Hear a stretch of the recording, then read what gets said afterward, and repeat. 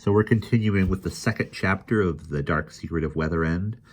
The mystery concerns a diary left by J.K. Borkman, possibly about controlling the weather, something named Pam, the mention of a sonorous bus, and a black Packard that seems to be following Anthony and Miss Eel. So we continue after the paragraph break.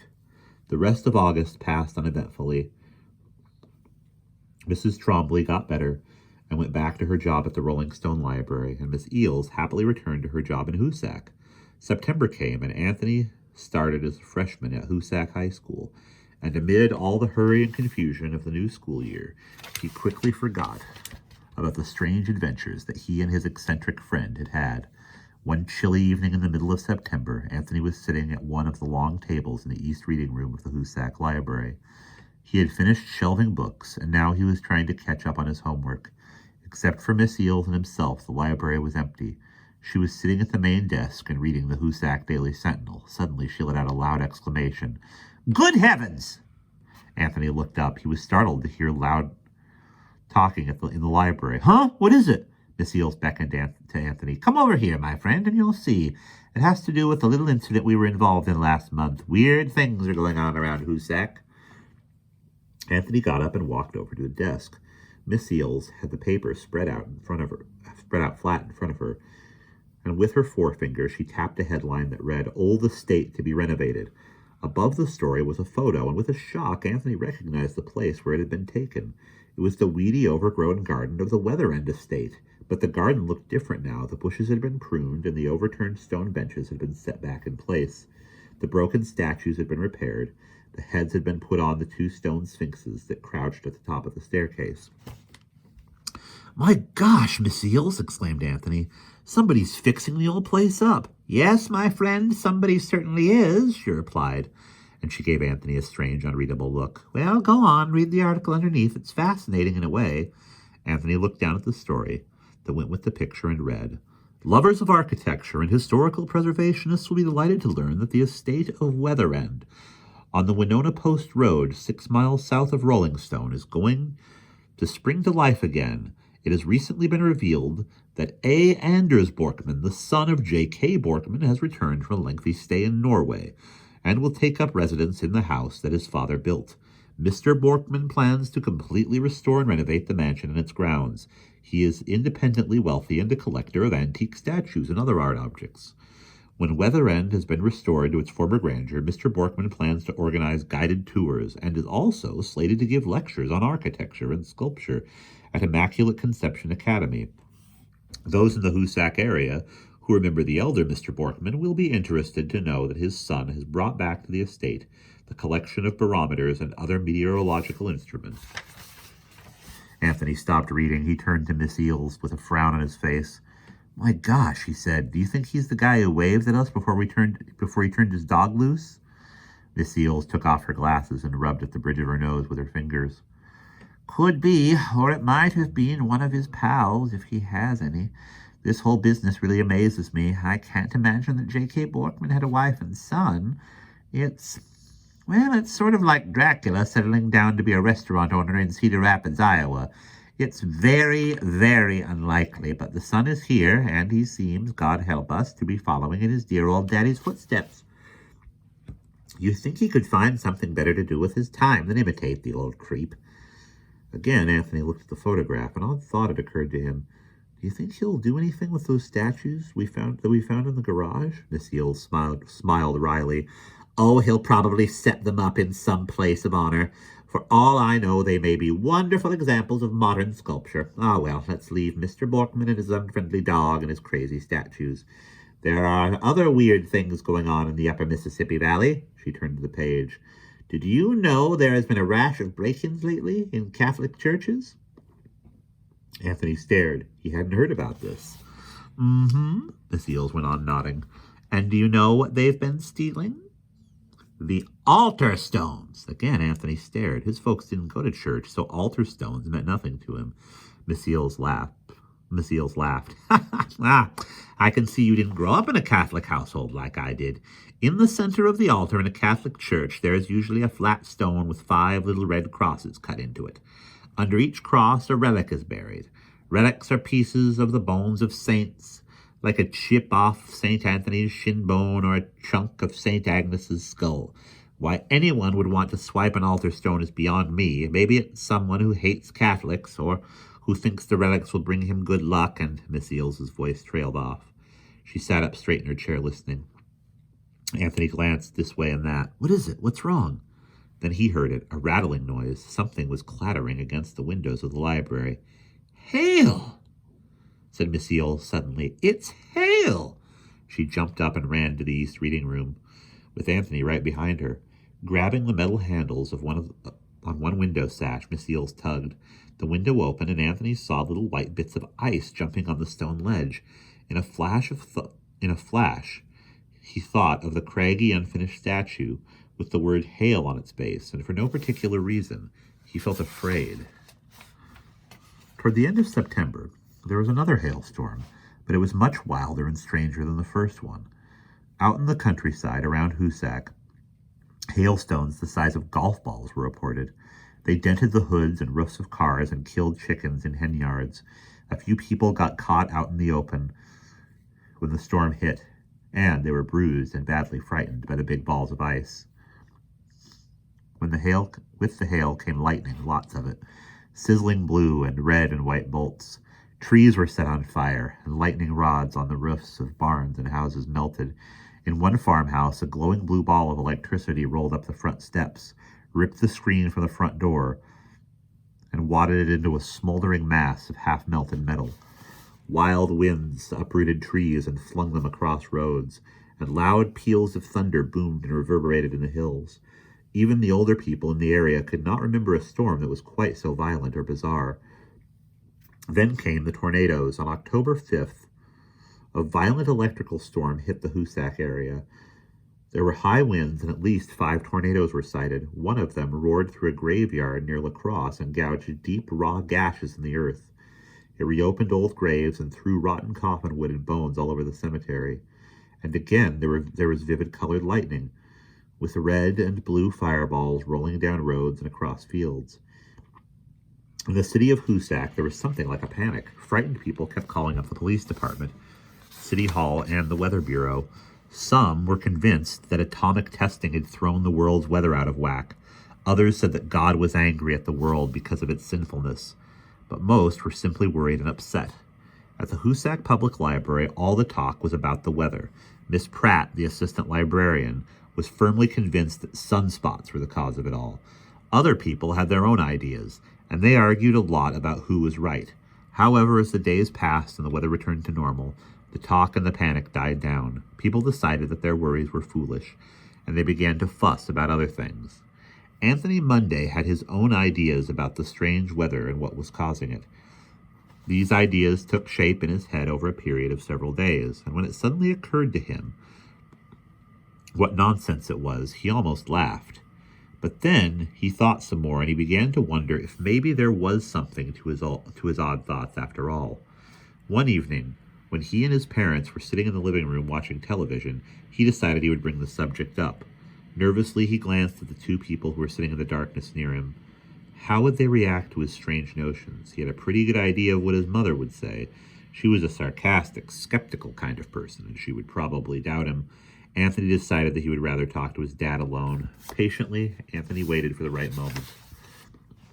At last, the phone rang, and Mrs. Monday got up to answer it. She went out to the front hall, and presently Anthony heard her pulling the sliding door shut. Great, it was probably one of her friends, and they would be yakking for hours. When a commercial came on, Anthony cleared his throat. Dad? Mr. Monday was a placid, pot-bellied man. He ran a saloon, and normally on weekday evenings like this one, he would have been hard at work. But his hired bartender was running the place tonight, and Mr. Monday was taking a well-deserved night off. He was in a good mood. Yeah, what is it, Tony? Well, what do you think about all the weird weather we've been having? Mr. Monday shrugged. I don't know. I don't really understand about that kind of stuff, but anyways, I'm glad it's over. I bet you the atomic bombs had something to do with it, though the government don't tell us a darn thing about what they're doing. But someday it'll all come out. You mark my words. He shifted uneasily in his chair. Anthony coughed again. He was having trouble finding words for what he wanted to say. But, Dad... he said in a strange voice. What? I mean, what if somebody could use, like, magic to kind of make bad weather happen? I read a story once where a witch, Mr. Monday snorted. Witch? Good God, Tony. Is that the kind of stuff they're teaching you down at the high school? Nobody believes in witches anymore. Are you kidding me or what? Anthony wanted to say something more, but the commercial was over and the program was coming on again, and he knew his dad hated to be interrupted while he was watching something good, so that was the end of that. One day, later that week, Anthony was on his way home from the library when he decided he would stop at the garage on 2nd Avenue where his brother worked and pay him a little visit. Keith was 18, and he was in love with cars. He worked as a mechanic, and he was always covered with grease and surrounded by a litter of spare auto parts. When Anthony walked in, Keith was standing under a car that was up on a lift. He was wearing his dirty coveralls, and he was banging at something with a hammer. Glancing over at Anthony, he stopped, wiped his hands, and stepped forward with a friendly grin. "Hi, kid," he said, waving. "So what brings you down to this joint? You looking for another spare-time job?" Anthony glanced away. He felt uncomfortable. His brother was a very matter-of-fact, hard-headed sort. Also, he made it clear that he thought Anthony was gullible. How could he bring up what he wanted to talk about? I just wondered how you were," said Anthony. Then after an awkward pause, he rushed on. It's nice to have the weather back to normal, isn't it? Those hailstorms and stuff were kind of hard to take, weren't they?" Keith stared at his brother curiously. The two of them had discussed the strange weather before. Like everyone else in Hoosac, they had chewed the topic over during lunchtime and dinner-time conversations. So why was Anthony bringing it up now? "Well, it's over with anyway," said Keith with a bored shrug and a little half-grin. "So did you come all the way down here to talk to me about what I thought about the weather?" Anthony's mind was racing. He had to find some way to make this conversation seem sensible. We were talking about it in school," he said, staring hard at the puddle of oil on the floor, "and one kid said that maybe somebody was using magic to make the hail and lightning happen. What do you think of that?" Keith did a double take and then burst out into loud laughter. "Ah, somebody said that? Jeez. They must have had rocks in their head. I bet it was that Lothmar kid. You know, the one with the stuffed-up nose. His mom's a holy roller, and they believe all kinds of junk like that." Anthony could feel his ears getting hot. He forced himself to smile, and he even managed a little laugh. "No, it wasn't him. It was somebody else. Well, I have to go home and help Mom with something. See you around." And with that, Anthony turned abruptly and walked out of the garage, leaving his brother to stare after him with a puzzled frown on his face. On down the street, Anthony stalked. He felt angry, frustrated, and humiliated. Why had he ever tried to shove his theories off onto his brother or his father? He ought to have known what the result would be. They were real no-nonsense, down-to-earth types. They thought that anyone who believed in magic was crazy. Even though Anthony couldn't prove his theories, he knew he was right. He had to tell somebody or he would burst, and then it hit him. Of course, he could tell Miss Eels. She was his best friend and the only person in all the world who really listened to him. He always went to her with his secrets, and she never laughed at his notions, even when she disagreed with him. And so, every evening for a week, Anthony went off to work at the library thinking, "Tonight I'm going to tell Miss Eels about my ideas." And every time he choked up, figuring, "Nah, she'll laugh at me too." Finally, on a rainy Sunday evening, he decided that he should not keep silent any longer. After dinner, he went up to his room, opened a drawer in his desk, and took out the mildewed book that was full of the mad ravings of old J.K. Borkman. With the book under his arm and an umbrella held over his head, he set out for Miss Eels's house. As he came tramping up the long walk that led to Miss Eels's front door, Anthony heard music, squawky and out of tune. It came drifting out through an open window.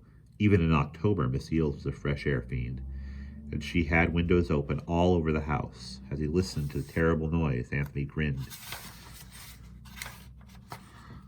He had heard Miss Eels playing her parlor organ before. A parlor organ is an instrument that, even when played, well, sounded like a muffled accordion. Miss Eels did not play well. Not that she minded much. She only played to amuse herself. Anthony rang the doorbell.